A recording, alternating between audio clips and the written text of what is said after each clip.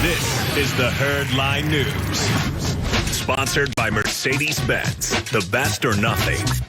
Colin, I don't think I've ever been more excited to tell you a story than this one. I don't know if you've seen it. You've been hiding this story, so I have stayed off my phone. You have been teasing this off air to me because I want your genuine reaction. And I have stayed off my phone. Yeah, my phone is nowhere to be seen. Sometimes we get it in the break, and then it's not manufactured, obviously, but like it's not going to be genuine. Now, am I included in the story? No, I'm dying to know what you think about this because I know how I think about it. So, Nick Sirianni hasn't made the best impression, right, with his press conferences and such, being named the Eagles head coach. Between him and Dan Campbell, I don't know who we're going to have better sound bites from this year. But he had another interesting moment today when he described his unique way of evaluating how competitive draft prospects are.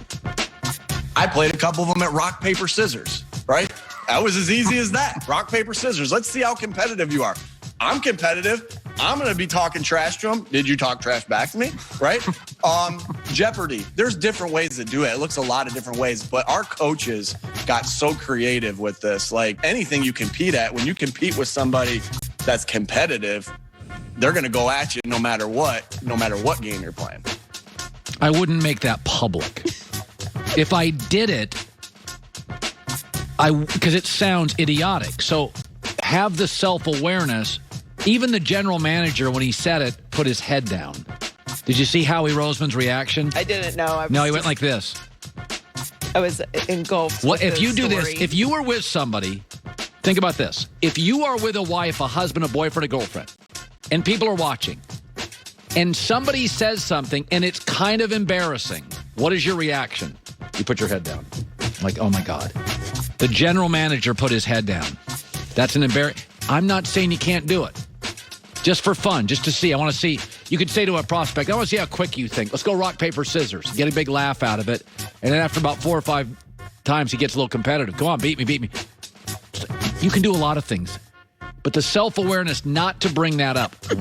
When you're with somebody and somebody says something you're embarrassed about, you drop your head. The GM drops his head. Look, I don't want to be serious football guy or anything, and I happen to love a good game of rock, paper, scissors. Who doesn't? I tweeted a video in response to this coming out a few minutes ago to the Eagles that I'm perfectly ready to be drafted. I've lost once in my life at rock, paper, scissors, and it was not to LeVar Ball, who has claimed that he has never lost at anything. So I beat LeVar at that.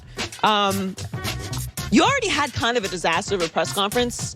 The tone probably moving forward, even if that isn't actually who you are, is you might just want to be a little bit serious. It just sounds a little silly. To me, who I am not a particularly, serious person. I don't think you should take yourself too seriously.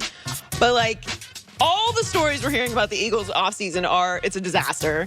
Howie Roseman and the owner are meeting every Tuesday because they got time, apparently, to go over the game plan that they don't really know anything about with the head coach, who should be the only one who's really going over games. You're taking time away from him and his other coaches to meet with him about stuff you don't know about. And now your way of evaluating competitiveness with your prospects, which might be drafting, is playing rock, paper, scissors. I'm a serious guy, but it's Not great. Not great. Just keep something to yourself. It's just kind of hard. It's hard to hear that and be like, yeah, they're going to be buttoned up.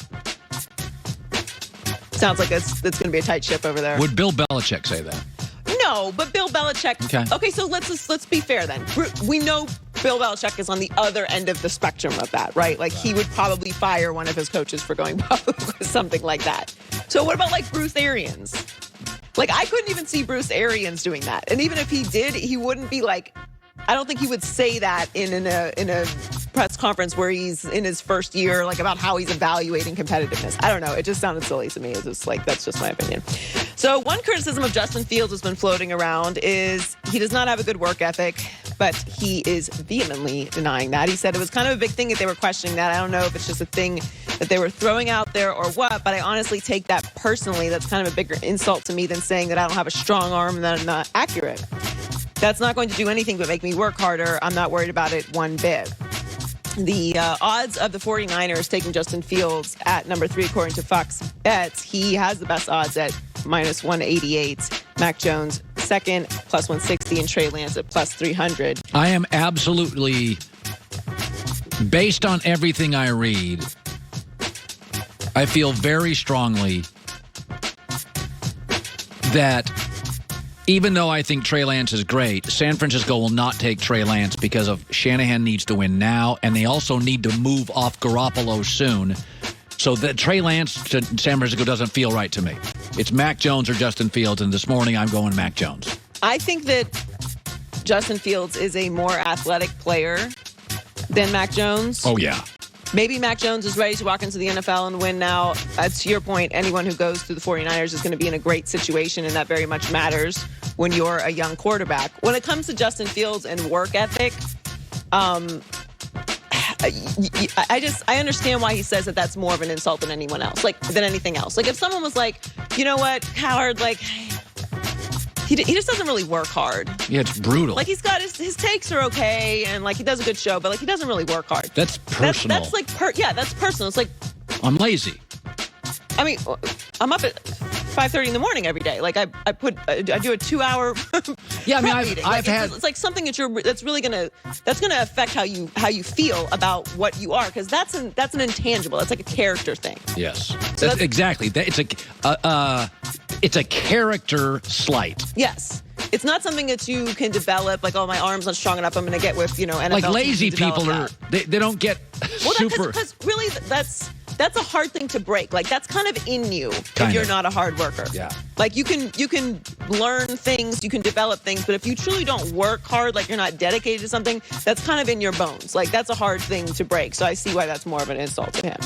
So James Harden has been out recently with a hamstring strain, and now his return has been pushed back even further. The Nets announced that Harden experienced a setback during an on-court rehab session on Monday and will be out indefinitely, which is not a word that you want to use as you are approaching the end of the season into the playoffs. But Steve Nash said Harden is back to square one in his recovery, but he hopes he will be back sooner rather than later. Even if you love the Nets, and you do, aren't you concerned about the fact? I'm very concerned. They don't play together, I'm very ever. concerned. Very It's insane. He's played more games with the Rockets than he has with KD and Kyrie. It's remarkable. And I think that, this morning, this news, it's like it kind of hits you a little bit like, okay, maybe we're going a little bit too far overboard with the Nets. Like, It's really hard to win a championship.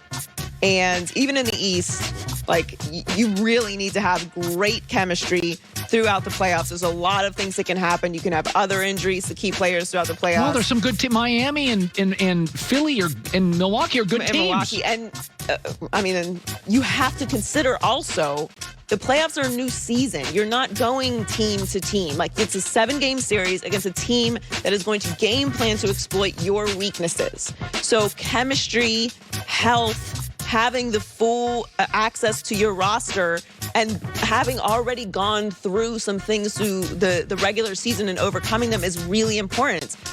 I don't know how, if you're a Nets fan, you're not worried. You have to be concerned, especially because Harden has been incredible this season.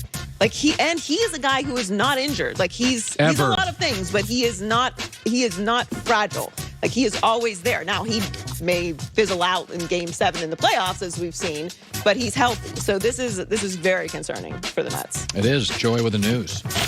Well, that's the news. And thanks for stopping by.